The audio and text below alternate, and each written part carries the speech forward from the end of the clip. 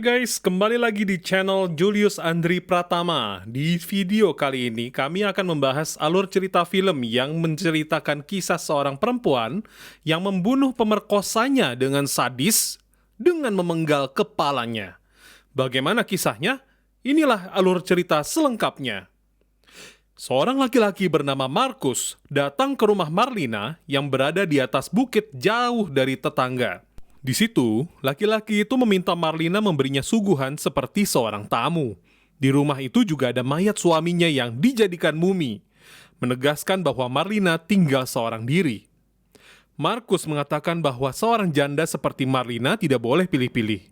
Supaya kalau ada laki-laki yang masih mau, jangan terlalu pilih. Marlina terlihat tidak nyaman dan menanggapinya dengan galak. Laki-laki itu berkata bahwa teman-teman banditnya akan datang ke situ untuk mengambil uangnya, ternaknya, dan gilanya. Laki-laki itu juga mengatakan bahwa Marlina akan jadi wanita yang beruntung karena akan tidur dengan 7 laki-laki malam ini. Malam ini, kau dapat bonus. 7 laki-laki memang. Tentu saja, Marlina menjawabnya dengan sinis dan sedikit takut bahwa malam ini menjadi malam yang sial untuknya.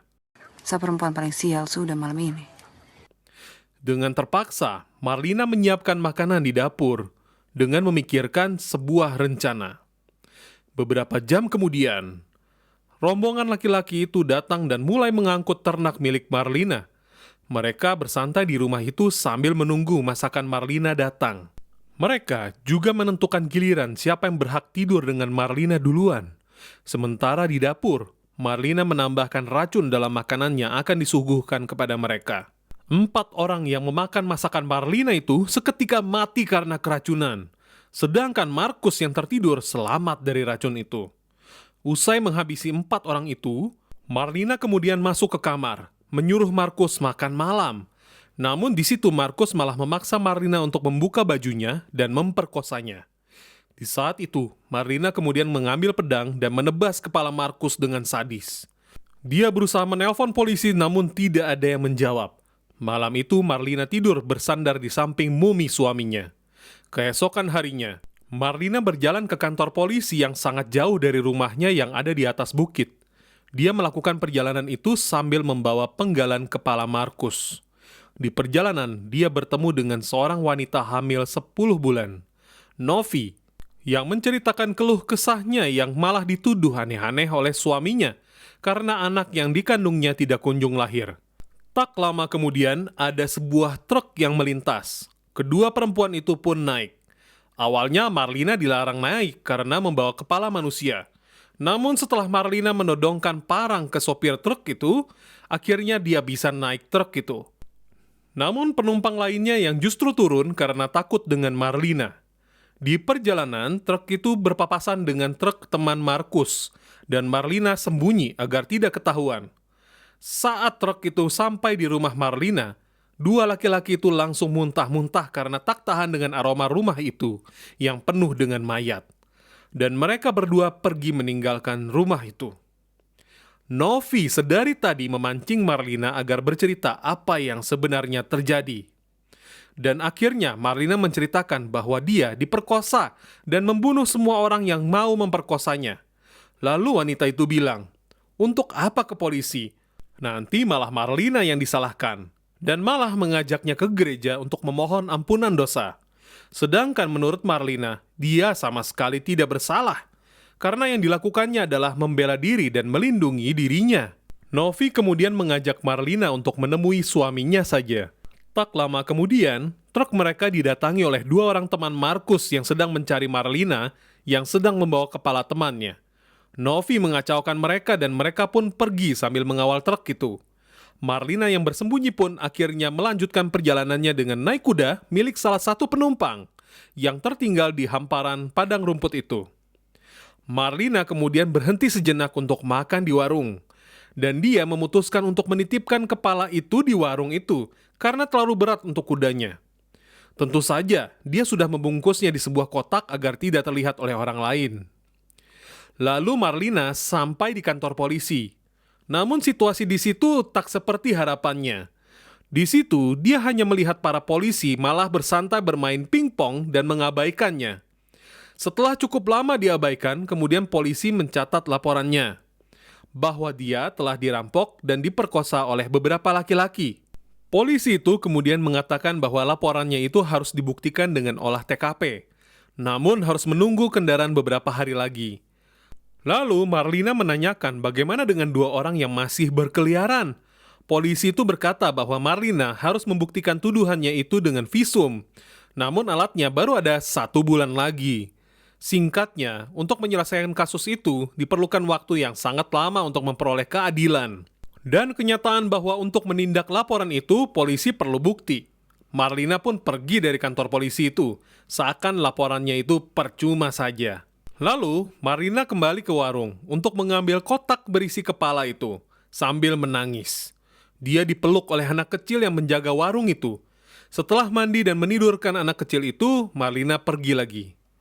Sopir truk yang sebelumnya diancam Marlina sekarang sudah mati setelah digorok oleh 2 teman Markus yang mengawal truknya tadi. Lalu saat satu teman Markus sedang mengubur sopir itu, suami Novi tiba-tiba menelpon dan telepon itu disaut oleh teman Markus dan mengatakan bahwa dia adalah selingkuhan Novi. Tak tahan dengan semua itu, 3 penumpang truk ini kemudian menyerang orang yang tersisa dan mereka berhasil melarikan diri dengan menaiki truk itu. Mereka berhenti sejenak untuk menelpon suami Novi dan mengatakan bahwa ini dengarnya di telepon tadi adalah hal bohong. Bertemulah Novi dengan suaminya, namun bukan sambutan hangat yang didapatkannya. Suaminya malah menuduhnya berselingkuh karena anaknya tidak lahir-lahir karena sungsang. Ya, orang-orang di tempat ini masih sangat mempercayai mitos. Jika ada wanita hamil yang posisi bayinya sungsang, sehingga lama lahirnya, mereka percaya bahwa wanita itu berselingkuh dengan pria lain. Meski Novi sudah bersumpah bahwa dia tidak selingkuh, namun suaminya tetap tidak percaya, meneriakinya dan mendorongnya hingga jatuh. Tak lama setelah suaminya pergi, teman Markus yang tadi dihajar terlihat di situ. Dia pasti sudah menghasut suami Novi agar tak percaya padanya. Kemudian, dia menyuruh Novi untuk mengangkat telepon dari Marlina dan mengatakan bahwa dia sedang disekap dan menyuruh Marlina datang. Lalu teman Markus menyuruh Marlina untuk membawa kepala Markus kepadanya. Kemudian Novi dan teman Markus pergi ke rumah Marlina. Di situ terlihat bahwa air ketuban Novi sudah merembes. Saat masuk ke dapur, Novi melihat racun yang digunakan Marlina. Novi kemudian mual setelah melihat tumpukan mayat di rumah itu dan mengambil parang yang dipakai Marlina untuk menebas kepala Markus.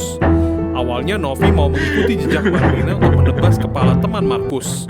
Namun, ia mengurungkan niatnya saat ia melihat teman Markus itu menangis di samping mayat Markus. Malamnya, teman Markus melepas kain yang membungkus mumi suami Marlina dan memakaikan kain itu di tubuh Markus tanpa kepala itu. Kemudian Marlina datang dan teman Markus langsung memasang kepala Markus.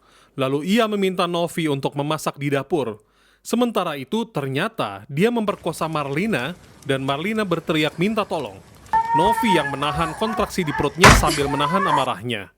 Kemudian datang ke kamar Marlina dengan membawa parang dan tak ragu menebas kepala laki-laki yang memperkosa Marlina itu. Sambil mengerang kesakitan karena kontraksinya tak tertahan lagi, Novi akhirnya melahirkan anaknya, dibantu oleh Marlina, di rumah Marlina yang penuh dengan mayat itu. Dan film pun berakhir. Filmnya sadis banget ya guys.